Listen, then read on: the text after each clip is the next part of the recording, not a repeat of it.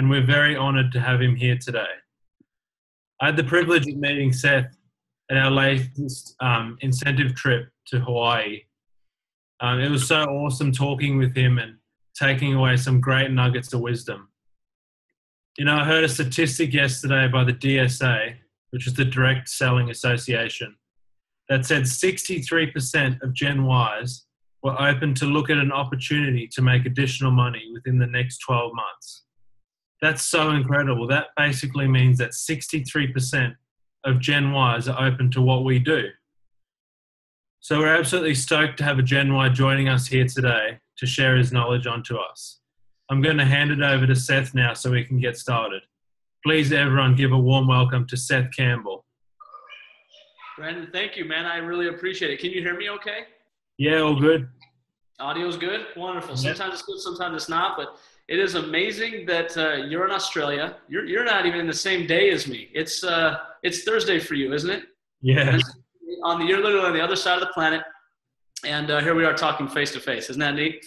I love technology, man. There was a day when I had a Toyota Prius, my second, third, and fourth year in this business. I had a Toyota Prius, and I had people all over the country, and I would get in that thing, and I got it just for this business, and I would drive everywhere. I would drive all across the country, and you know, for two, three people at a time. You know what I mean? So it's nice that we have technology now. Not that, you know, the face-to-face is always still important, you know, being in someone's living room, but the opportunity to connect like this, like we're all in the same room, even though you're on this other side of the world, is pretty neat. So thank you for having me on. Thank you, Charlotte. Thank you, Brandon. Thank you, G, for getting me the info and inviting me on this thing today. And I'm not going to take a lot of your time, you guys. First of all, I want to say one thing. I really, really appreciate you. I messaged Gigi earlier and asked if we could push it back an hour, because I was going to be an hour later. I double booked myself. And so I really appreciate you guys being flexible and allowing this to take place 1 hour later. So thank you very much for that. I'm not going to be very long, you guys. I'm going to share with you the same thing I share when I speak to people out here about this business, and talk about the things that, you know, that stand out to me, and really the reason why I do it. I'll tell you a little bit about my background and my story and what pulled me into this business. It's probably similar to what a lot of you were drawn in by. But for me, you guys, what it really came down to was I was 24 years old when I was introduced to this business. And I don't think that there's anything unique about necessarily being 24, because I've seen 24-year-olds who are entrepreneurial, and I've seen 24-year-olds who are closed-minded. I've seen 48-year-olds who are entrepreneurial and 48-year-olds who are closed-minded. But what happened for me at that time in my life was that there was a few things that I had made some observations about that really, really disturbed me, that really bothered me. And the first was this. And I always say in this country, in the United States, I'm willing to bet it's probably the same in Australia. 97% of the population are living paycheck to paycheck. That's just the bottom line. They're living paycheck to paycheck to paycheck. There's no real financial stability. They're one disaster away from being wiped out financially. And that's not half. That's not 65%. It's not 75%. It's 97%. And the thing that's worse than that, in my opinion, is that about that same percentage, 97% of the population, spend the bulk of their time doing something that they don't want to do. They might like it. They might enjoy it. It's not their first choice. You know, people will say to me all the time, Seth, I love my job. And I say, that's great. It's better to love your job than hate your job, obviously. But I'd be willing to bet if I gave you $100 million, you probably would not be going back to work tomorrow, right? Because there's something else you'd rather do. There's other people you'd rather spend your time with. You'd probably rather be with your family and friends than your coworkers and your boss. But you have to do that. You've got what you're essentially doing is you're giving your best 8 hours every day, your best 40 hours every week, and that's actually optimistic. Some people work 50, 60, 70 hours a week, but you're giving your best time, the most valuable time, not to your family, not to your hobbies, not to your passions, not to your dreams, but to your job. The reason you're doing that is because of the paycheck to paycheck problem. And so at 24, I guess I just came to realize, like, this is my life. This is what I'm doing too. You know, I'm heading down the same path. And I got a phone call, and the phone call was actually from my dad. And he said, hey, I'm gonna put you on the phone with the guy. I'm gonna call you. He says, I'm gonna call you in 10 minutes. Answer your phone. He goes, there's something I'm doing. This is all he said. There's something I'm doing that you need to do with me. It's a business opportunity. You need to do this thing with me. I'm gonna call you back with a guy named Marcel. Just answer your phone. Trust me, you wanna hear him. And that was pretty much it. No information. I think he hung up after he said all that stuff. I don't think he gave me a chance to object. And sure enough, when he called back, of course I answered. And I spoke to Marcel for about 10 minutes. I don't remember anything he said, But I remember a feeling I had that I had to do this. I remember getting off the phone and thinking, you know what? Because at that time in my life, he was the most successful person I had ever spoken to. The reason I say that is because he was a gentleman that had made millions of dollars, right? So financially speaking, he had made a lot of money. But what impressed me more was he introduced me to something. Up to that point in my life, everything I had ever done was about linear income. Every single dollar I had ever earned, I had to go do something, physically be somewhere for. It was tied directly to my efforts. And at that time, at 24, for the first time in my life, I was being introduced to a guy who lived on royalty income. He made a lot of money, but what was more impressive than that was that he spent his time with his family. He did the stuff that he wanted to do rather than what he had to do. He didn't have a job. He was unemployed. He was financially secure, but he had time freedom. And this concept of royalty income, the fact that this guy went out and he did something once and got paid for, that was a new concept to me. And so I got off the phone. I remember being excited enough that I was like, I've got to give this thing a shot. I have to do it. I had all the fear and the apprehension that everybody else has. You know, I was 24 years old. I was broke. I'm not good with my words. I don't know a lot of people. I don't have any credibility. Like, all of these things were going through my head, but I had a reason to do it. And the thing that I'm grateful for was that for whatever reason, I felt like one reason to do it was enough to overcome 100 reasons not to. The reason I say I'm grateful for that is because I have found over the last 8 years in this industry that most people, my opinion, you'll see that's about 97% of people, they will let the reasons not to do something actually stop them from doing something. You know, they'll say something like, well, it may not work. That's a terrible reason not to try. It might not work. Of course it might not work. You know, Kobe Bryant was once asked why he was so good at the game-winning clutch shot, you know, the buzzer beater at the end of the game to win the game. And his response was, because I don't care if I miss. You know, think of all the people that get nervous about missing, so they never take a shot. And I have found that most people, if they have just 2 or 3 reasons not to do something, they actually won't do it. And I'm grateful that for whatever reason, I guess I had a bit of an impulsive mind, that I just had one reason to do it. And that one reason was time freedom. I knew I would never get time freedom from a job. That was not possible. I knew that. No matter what my degree was in, I would never have time freedom from traditional employment or from owning a small business. Time freedom does not live in those worlds. And so I decided to give it a shot. I was 24 years old, you guys, and I'm going to just make a long story short for you. It took me, in the space of about 9 months, I was able to quit school and pursue this full time. Another 9 months after that, I became a 6-figure income earner in this industry. And my income grew and grew and grew. By the time I was about 27 or 28, I was in a position where I had a monthly income that was exceeding what the average salary was of the people that were teaching me at my school, the professors that were teaching me, some of which actually told me not to quit school. I was crazy for doing this thing. I got to the point by 27 where I was getting paid more per month by this company, by LifeVantage, than what any of those professors were making in a year. And my income was royalty income. It was residual income. I'm 32 now. I don't wake up to alarm clocks. I don't believe in alarm clocks. They're against my religion. I don't have a job. I'm kidding about the religion comment, but I don't have a job. I don't have a boss. I'm completely unemployable. I love this industry. And the reason I'm here right now, the reason I'm talking to you guys in Australia, is because I believe 100% in this industry's power to free people from the 97%. And what's unfortunate to me is that I see people more and more in the United States, and it might be the same way in Australia. But in the US, I'm seeing more and more that we used to talk about 65 as the retirement age. I'm seeing more and more people that are hitting their 65, 70, 75, and then they're working at Walmart. They're working in fast food. They're taking the jobs that teenagers used to take. Now they're going to people who are 70, 75 years old because they don't have retirement, because pension plans aren't really there the way people think they're going to be. And I feel like people are getting gypped. I feel like that traditional 40 to 50 plan of working your life away, literally spending 50 years of your life, a half of a century, and the thing you will do most is work. Think about that for just a second. Other than sleep, work is the thing you'll do the most of for half of your life if you live to be 100. If you live to be 80 and it's more than half of your life, will be dominated by work. And I see, and for me, if you do that, if you spend 50 hours working at anything, you should be done, right? You should be done. You should be free to go and sail the world and see Europe and do all the stuff you want to do. That's not the case. And it bothers me. And so what I love about this industry is that it's capturing more and more people. There's 160,000 people right now over here in the US. I'm not sure what the number is in Australia, but just in the US alone, 160,000 people a week are joining a network marketing, a direct sales company of some sort. Okay, right now, there are 20 million active distributors over here in my country, 20 million people who are distributors in this industry. And by the way, of the 20 million, 70% of them are millennials between the ages of 18 and 35. That says a lot. You guys, what that tells me is that the young people are looking at the path in front of them and they're going, that, you know what, that didn't work for Grandpa.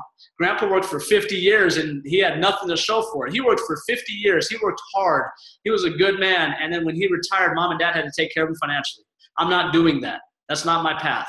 And they're entrepreneurial minded, and that's why, you know, the statistic that Brandon talked about, that statistic is very telling. Why are people more entrepreneurial minded today? And yeah, you say it's Gen X and Gen Y and millennials. I even think you could say it's the generation, it's the population in general is becoming more entrepreneurial because they're realizing that it just doesn't work. If you want freedom, if you want real security, if you want to own your time, royalty income is the only income. You have to find a way to chase royalty income. And what direct sales is, what network marketing is, simply put, it's the best way in the world for the average person like me, an ordinary person, to create royalty income. I'm not a musician. I'm not an author. I can't create royalty income through the platinum sale of an album or anything like that. But in network marketing, I create a lot of royalty income. So I started this thing at 24, and it's completely changed my life, you guys. And so there's a couple of questions you have to ask yourself. And I'm going to ask a few questions. I'm going to answer them real quick and just give you some stuff to think about. And then I'm going to go ahead and turn it over to Brandon and Charlotte. There's a couple of things you have to ask yourself if you're going to look within this industry, if you're going to look in the direct sales industry, the network marketing industry, as potentially a place where you could free yourself financially and with your time. There are some questions you have to ask yourself. First and foremost, do people make it? You know, that's the first question. Do people make it in this industry? The obvious answer is yes. Of course they do. You know, we know people who make a lot of money in this industry. There's plenty of them. You guys, you can just go Google the top 200 income earners in network marketing, and you're going to see 200 people with incomes way in excess of what the average doctor or lawyer could make in 5 years. People making ridiculous amounts of money, you know, and so obviously, yes, people make it. I still have a few friends, unbelievably, who will swear that these things don't work. That's like swearing the sun doesn't rise in the east. You know what I mean? There's some people will literally walk outside at noon and go, it's dark outside, you know, whatever. Obviously, yes, people make it in this industry, right? You don't have to believe. You can just look and see. People make it in this industry. But the second question is this: does everybody make it? Obviously, the answer is no, right? Your friends that tell you it doesn't work, they didn't make it. So some make it, many don't. Here's the interesting part. What most people do is when you have two groups, people that succeeded, people that failed, what most people do is they're going to go like this and turn to the ones that failed and say, hey, what should I think? Please tell me what to think here. And that doesn't make any sense to me. The third question is, if you can turn your attention to the ones who made it, the people who succeeded. Third question is this: the ones who succeeded, what did they find and what did they do? That's what you have to ask yourself. The ones who succeeded, the ones who are making money, the ones who are free, what did they look for? What did they actually find in an opportunity? Is that important? Can I just jump into any old company and be good to go? Or do I need to look for something, some specific things? What if I could model my behavior after theirs? What if I could find somebody who was a six-figure income earner or a seven-figure income earner, and I could just ask them those two questions? I could say, hey, listen, what did you find? And then when you found it, what'd you do with it? And then if I could just look for what they looked for and then do what they did, I should be able to create their results. Here's what was inspiring for me when I got off the phone with Marcel and then when I met some of my other mentors in this industry. What was inspiring for me was this: they were no smarter than me. They were no better than me. They were ordinary people, but they had this massive success in this industry. When somebody's done something, what that means is that it's possible. And if it's possible, what that means is that you can do it. It's the bottom line. They're not different than you. There might be exceptions to that in the world of athletics, right? I can't do what LeBron James does. I can't do that. I'm not 6'8". I have a terrible vertical, and I don't know how to dribble a basketball. I can't do that. But in business, I can do anything anybody else has done. And so can you, by the way. Most of the world's most successful people are not any smarter than you. I don't care who you are. It's just the facts, right? They just have a different set of beliefs about what they can accomplish. And network marketing, better than any industry I've ever seen, will instill in you those beliefs that you can accomplish the same thing. And so I'm going to talk about real quick 5 things that they found, okay? Like I said, there's 2 parts to the question. What did they find? And then when they found it, what did they do? The what did they do part, that's called training. That's what you're going to get at your training events. I'm not sure when your next training event is happening out there in Australia, but whenever it is, wherever it is, be there, because that's where you learn what to do. I'm going to talk about what did they find. There's 5 things you have to find in this industry, I believe, in order to put yourself in the best possible position for success. Now, here's what's unique about what you're going to hear about tonight. The biggest stroke of luck for me in this industry was that my first venture in the network marketing industry happened to be in a company that actually can check all of the boxes better than any company that I've been able to find in the 8 years since. Not that I've looked for other companies, but I've looked at all of the other companies because I've become obsessed with the industry. I've become a student of the industry. I love learning about the history of the industry, the big companies that have gone before, the up-and-comers. I love to watch this industry around us. And what I'm going to tell you is that you're in a position right now where you're about to hear about a company that checks the boxes with flying colors. And these are in no particular order, but number one is timing. Okay? Timing is kind of a big deal, right? Now, I'm not saying that it's the end-all, be-all, and that if you're early, you'll be rich, and if you're late, you'll never make a penny, of course. But it's kind of the great equalizer. Think about it this way for just a second. What if you could go back in time 2 years ago and invest $10,000 with Apple? How rich would you be today, 2 years later? You wouldn't be. As a matter of fact, you could have invested in Apple in the last couple of years and lost money. Okay? What if you could take that same $10,000 and go back to 1982, a couple of years before they launched the first MacBook or Macintosh, and invest 10 grand in Apple in 1982? How rich would you be today? You would be a multi-millionaire. Okay? What's the difference? Apple's a better company today. The products are better today. It's a higher value company today. What's the difference, you guys? Timing. Timing is the ability to recognize an opportunity before it becomes obvious to everybody else. Let me ask you a question. Is Google going to be pretty big, do you think? What about Amazon? You think Amazon's going to be big? It's a dumb question because it's obvious, right? Hindsight's 20/20. It doesn't pay very well. You guys, you have to have foresight. You have to be able to see something before everybody else sees it. That's where fortunes are made. So timing is important. You guys, here's the second one. Product. Okay? What are the products? And there's some questions you have to ask yourself within that. But think like a producer, not a consumer. Here's where a lot of people get messed up, is they want to be an entrepreneur, but they don't know how to think like one. They're still thinking like the consumer. A consumer's thoughts are, would I use that product? Well, do I believe in it? Will it make me feel good? All of those thoughts, right? Now, there's nothing wrong with wanting to believe in your product, but you have to understand producers don't think that way. Okay, they just don't. Producers look at a product and they go, will the masses like this product? Is it different than everything else out there? Will it be around for a long time? Will people spend money for it? Can we get millions of people to buy this product? That's how a producer thinks. It doesn't matter how I feel about it. It doesn't matter if I have some kind of hallelujah experience with the product. If it's not marketable to the masses, I'm not interested. If it is, I'm in. That's the way a producer thinks. And so when you look at a product, you have to look from that standpoint. What I'm going to tell you real quick, I'm going to give you a very, very, very brief history lesson about where our product actually comes from. This might be the biggest piece of the puzzle right here, okay? First and foremost, you guys, back in 2005, there was a scientist out of the University of Colorado in Denver named Dr. Joe McCord. And Dr. McCord, he's a world-renowned scientist. He's been nominated for the Nobel Prize. He was awarded the Elliott Creston Medal, which has actually only been given out maybe a dozen times to people like Alexander Marie Curie, who discovered the antibiotic. I mean, it's a very high honor, or highest honor you can probably get as a scientist other than a Nobel Prize, which he was nominated for. This guy is the real deal. He's been published a lot. He's actually got an enzyme there's an enzyme in your body that we can pull out in a test tube and measure it in McCord units named after this man. And so everyone has a little bit of McCord in them, I guess, technically.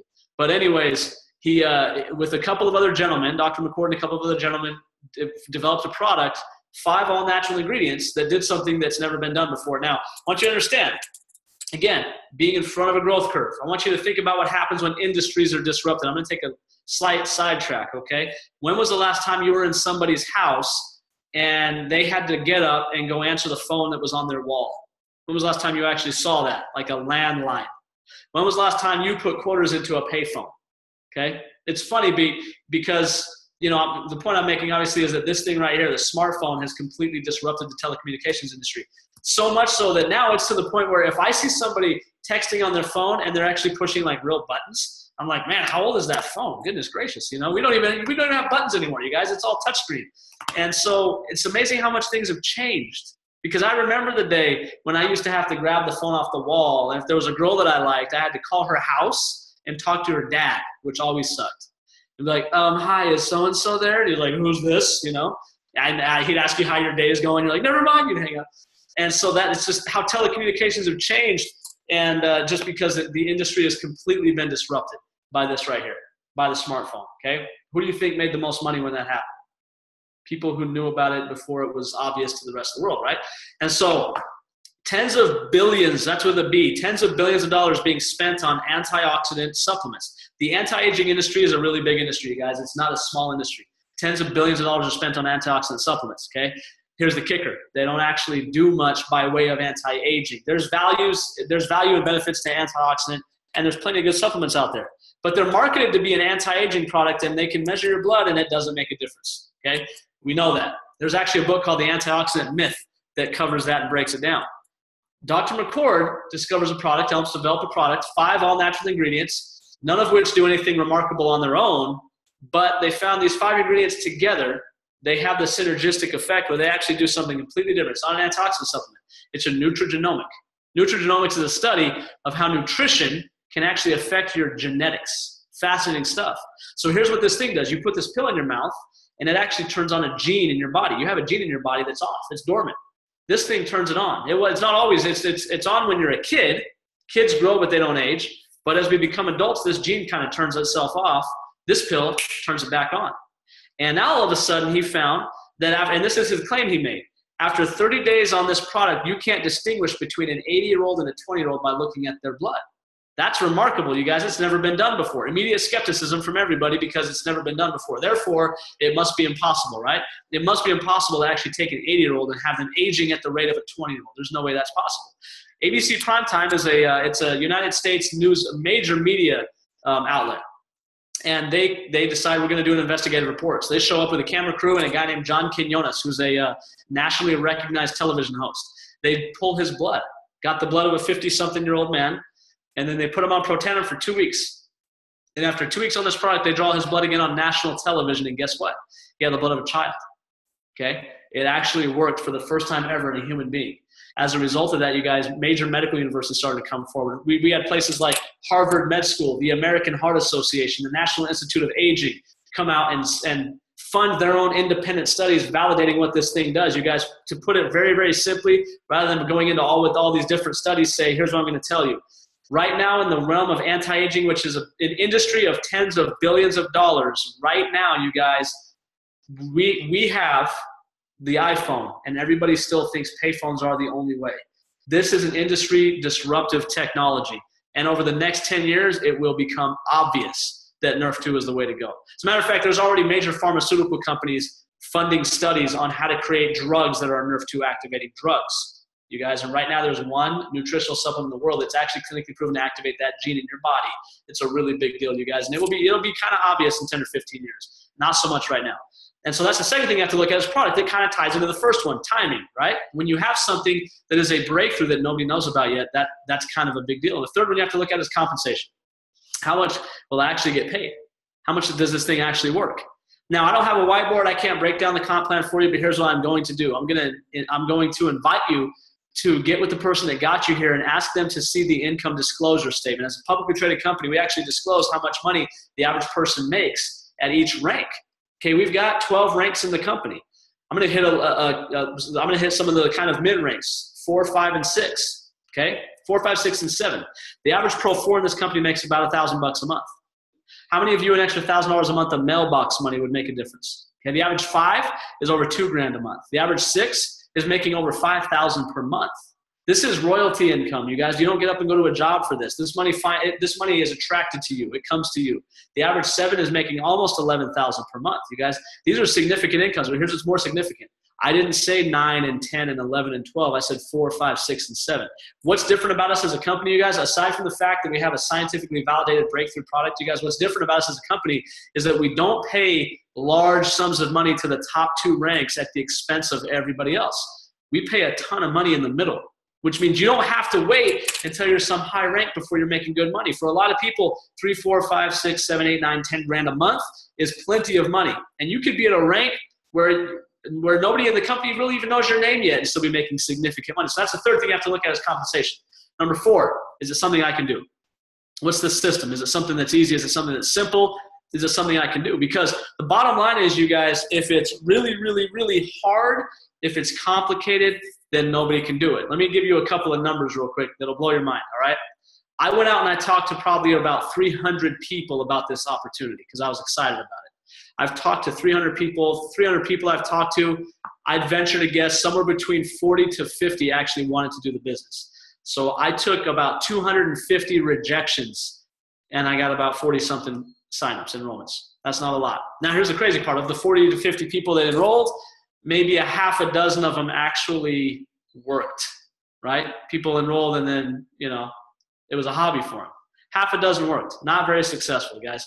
How would you feel with 6 builders out of 300 attempts, right? Not very good. However, here's the magic of this business. If what you do is simple and then anybody can do it, then 6 people becomes tens of thousands. My 6 people has turned into 60,000 people in my organization across the United States and in a few other countries as well. I've got 60,000 people in my group from the half a dozen that are actually working.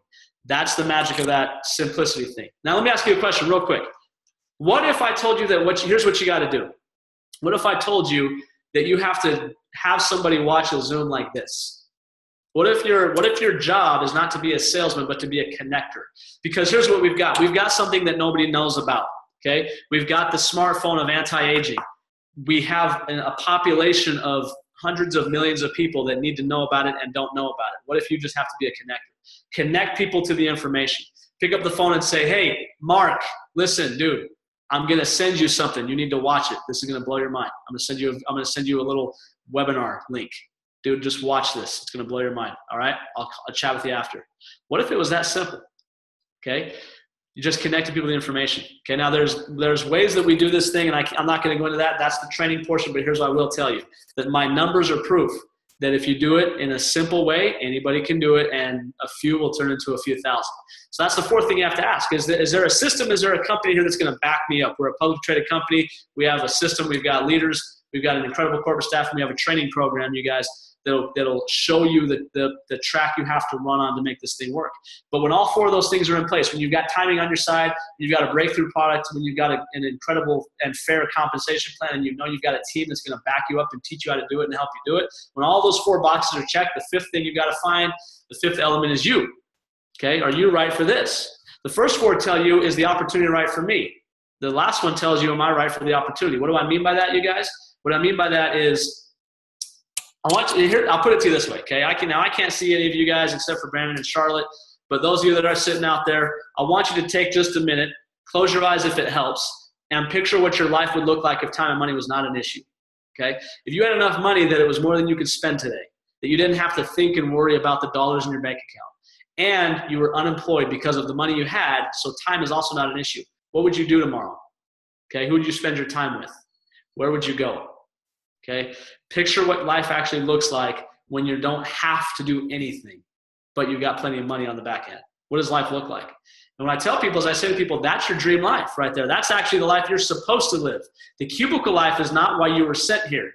That's what society told you to do, and you bought it. But the dream life is what you're supposed to do. It's what you're supposed to live. Why do only 3% of the people ever live that dream life? Because of this last part, guys. The question you have to ask yourself, the dream life you're picturing, is what I'm doing today going to get me there? Yes or no? If the answer is no, then am I willing to get uncomfortable to have it? Am I willing to work hard to get it? Am I willing to do something that maybe I swore I'd never do in order to have that dream life? Now, for me, the answer was I'll walk through a brick wall to have my dream life. That's what my answer was. If you feel the same way, then you do the business. It's very, very simple. That's it. You do the business. If it's, gosh, that'd be nice, but I don't know. I'm kind of happy where I'm at. I'm not sure if I really want to try that. I don't want to get too uncomfortable. Then you don't do the business. You just don't sign up. That's okay. You can be a customer. The product is still great. It's not very expensive. But if your feeling is, I have to take the shot, I've got to give it a shot. If I can taste that lifestyle, if it's really real, if it's not a pipe dream, if it's something I can actually have. And by the way, guys, I'm sitting on here right now as evidence that it's not a pipe dream. Yes, you can have it. And if the feeling is, I'll do anything for that, then you take that sentiment and you enroll in the business tonight and work tomorrow. You don't enroll in the business next week and work next month. You enroll in the business tonight and you work tomorrow. That's what I did. That sense of urgency is what brought me here, you guys. And so with that, you guys, I want to challenge you to, find out in yourself, are you right for this business or not? And if you are, to get yourself in the system and find out the second half of the question. Now, once they found it, because you found it, once they found it, what did they do? find out what they did, and then go do the same thing. You guys, it's a really simple formula. If you find someone who succeeded and then just copy them, you'll get the same results. Successful people are not that unique. They're not. So go become one. All right, that's my challenge to you. So with that, you guys, I want to thank you for inviting me on. Thank you for having me here. And I'm going to go ahead and pass it back over to you, Brandon and Charlotte. Thanks for the invite, guys. Thanks so much, Seth. That was so awesome. I think you really struck a sore spot in all of us with the dream life. Look, my biggest takeaway from that was that how the world is changing. Like, there's so many older generations sitting out there going, denying, no, nothing's happening. But I think as Gen Ys, we're in the changing world and we're seeing it change around us so we can recognize it further. Thank you so much for joining us this afternoon. We really took a lot out of it. Thanks to everyone that joined us on this call. The call is officially wrapped.